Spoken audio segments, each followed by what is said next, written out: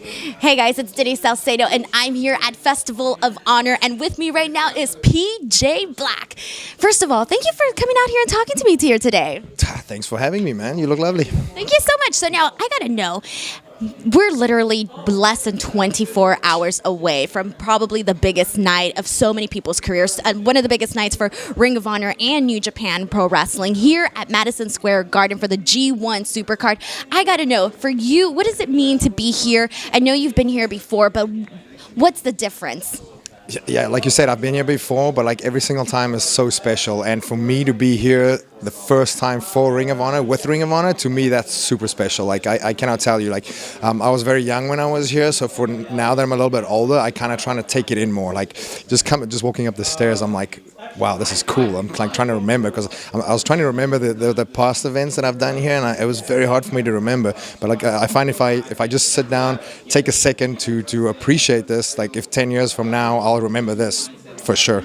And it's funny because, earlier, like, this is so many people, so many first times, but not for you. Like, you've been here before. So it's, like, nice that you get the opportunity to sort of, re-get that memory, like you said, like, re-experience it. So now I want to know, have you given any advice to some of the other guys of what it's like to work here at Madison Square Garden? Any sort of tips, advice, anything like that? Oh, totally. Like, guys have been asking me, like, the whole week, like, what's it like, or how many times have you been? And that's what made me think. I had to go sit down and think, like, when was it? Like, how did I feel? Like, the biggest tip I can give them is just to take it in. Like, just take that extra second, especially when you walk down the ramp. The ramp is obviously long, so like just take that one extra step, kind of look around, take that deep breath, and be like, wow, this is cool. Like that. It might not sound like a lot, but it makes a huge difference. I've always thought about that. I was like, there's certain moments where you're like, if only I can take visual photographs with my eyeballs, like that would just be great, Right, exactly. And that's how you do it. You literally just like stop for a second, you go, and you just like appreciate that for a moment. Like it works. It sounds stupid, but it really, really works. It's like taking that mental picture, because like if you think about it, like how meditation or manifestation or anything like that works, you connect emotions to that. You connect a feeling to whatever that experience is, and that's how you do it. That's wonderful. So now I got to ask you, a lot of guys that have been in WWE, sort of sometimes rest upon their WWE credentials, but you haven't. You've taken, since coming out of the company, you've reinvented yourself. You've really gone out there and pushed harder. I don't know if ever before, but, you've really pushed harder. I want to know, what was it that made you do that? What is the motivation behind all of that?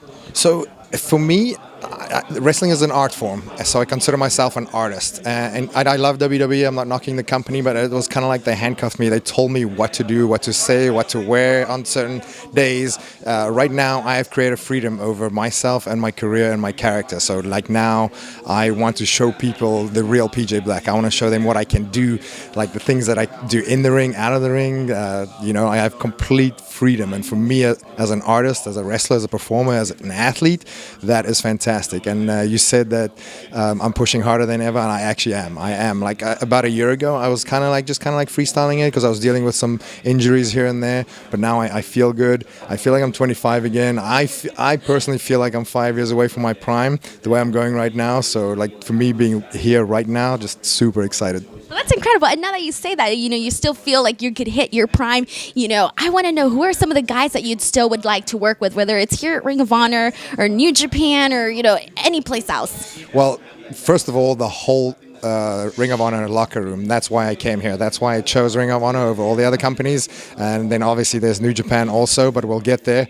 Right now, I know this is aiming high, but I got my eyes set on Jay Lethal. I know he's the world heavyweight champion, but even if he wasn't, I got to work with him like 5 years ago. Maybe 4 years ago, and it was an incredible match, like for me to show what I can do, and like that just made me want to work him even more.